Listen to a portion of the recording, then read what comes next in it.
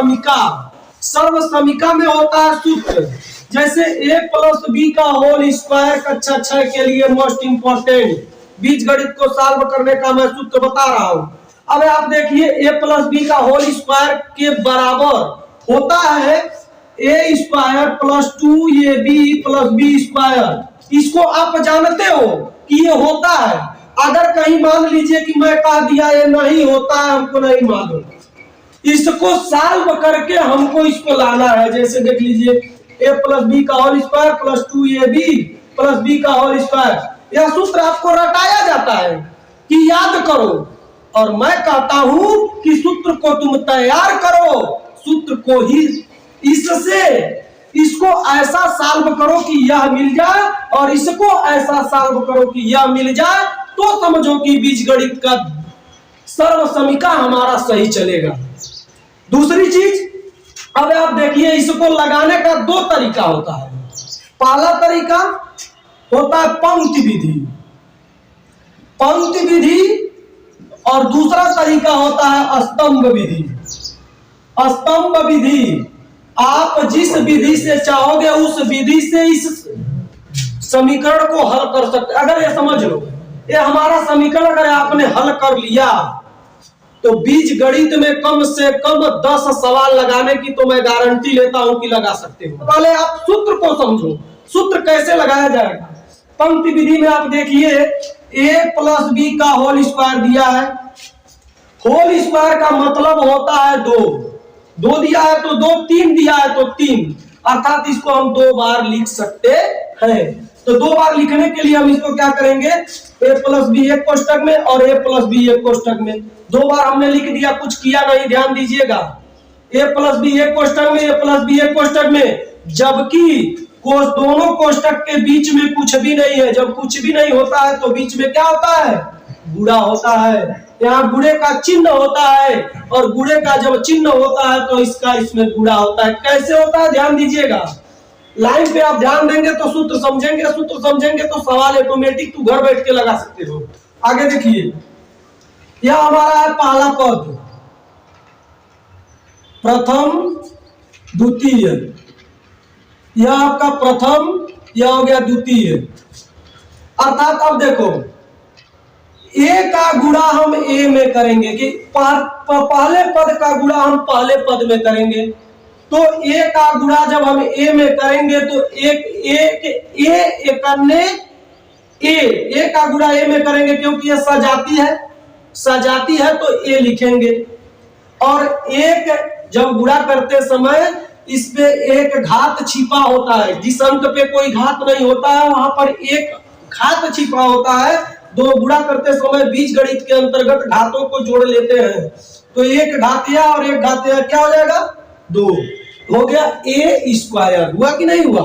अब आप देखो, प्रथम पद का गुणा हम करेंगे द्वितीय पद में, तो द्वितीय पद में गुणा करने के पहले हम देखेंगे यहाँ प्लस है और इसके पहले कुछ नहीं है, इसका मतलब यहाँ भी प्लस है। तो अब आप देखो, प्लस का गुणा हम करते हैं प्लस में तो प्लस होता है, माइनस का गुणा माइनस में करते हैं तो प्लस होता है, प्लस का गुणा माइनस में करते हैं तो माइनस होता है, माइनस का गुणा प्लस में करते हैं तो माइनस होता है। इस चीज को आप ध्यान रखना। तो प्लस का गुणा जब हमने प्लस में किया तो प्लस होगा, प्लस हो गया। और a का गुणा पहले पद का गुणा दूसरे पद में हम कर रहे हैं, तो a और b दो सजाती है कि नहीं है, सजाती है कि भी जाती है, दोनों भी जाती है। तो a और b दोनों को लिखेंगे, a हो गया और b हो गया। ठीक, कोई दिक्कत यहां तक हो तो बताइए, कमेंट बॉक्स में जरूर लिखिएगा अगर दिक्कत होगा तो। अब हम देखिए a का पहले पद का गुणा हमने दोनों पद में कर लिया, अब हम करेंगे दूसरे पद का गुणा।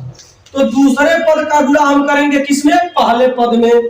तो पहले पद में हम जब गुणा करेंगे तो यहाँ प्लस है, यहाँ भी प्लस है, प्लस प्लस का प्लस हो जाएगा। और यह b है और a है, तो b a भी लिख सकते हो, और इसको सही क्रम में लिखने के लिए हम a भी लिखते हैं, a भी हो गया।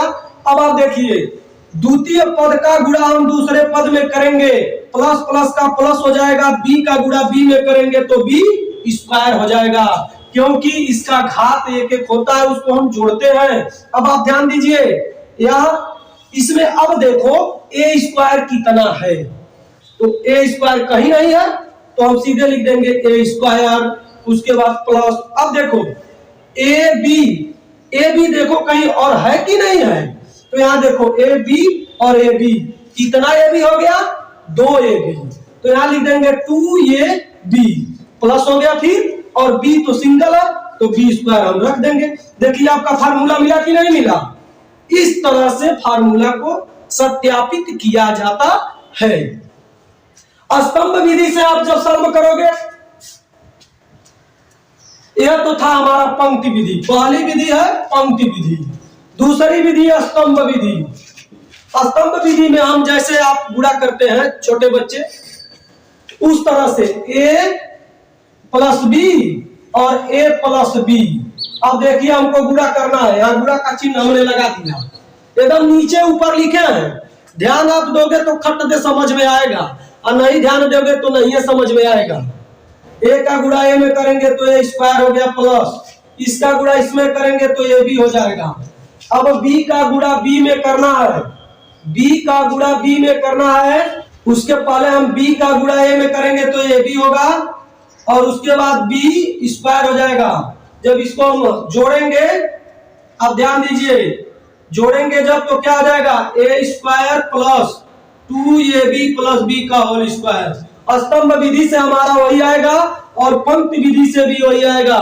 इसलिए अब आप देखिए ये आपका सूत्र, पहले सूत्र का निगमन हुआ यहाँ पे, इसलिए आप इसको सत्यापित कर सकते हैं। और जब आप इस सूत्र को ला सकते हो, देखिए ध्यान से देखिएगा, जब आप इस सूत्र को ला सकते हो तो सूत्र को लाने के बाद अब आपके चैप्टर में सवाल दिया होगा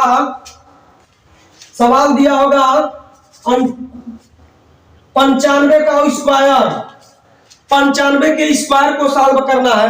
कैसे करेंगे, तो यहाँ हम लिख देंगे 90 प्लस 5, 95 होगा कि नहीं होगा। अब देखो 90 प्लस 5 हो गया, 95 हो गया हमारा। अब जहां ए है, ए बराबर हो जाएगा 90 और 90 और बी बराबर हो जाएगा 5।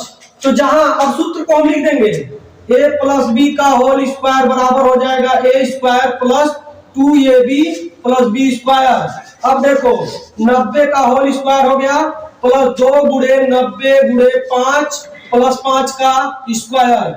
अब ध्यान दीजिए 9 81 डबल शून्य हो जाएगा। उसके बाद 9 18 180 गुणे 5 प्लस 5 25, सॉल्व करते चलिए 81 100 प्लस 18 95 900 प्लस 25, यही आपका आंसर हो गया। इसको भी लिख सकते हो या सबको जोड़ के इकट्ठा कर दो, वो भी आंसर हो जाएगा।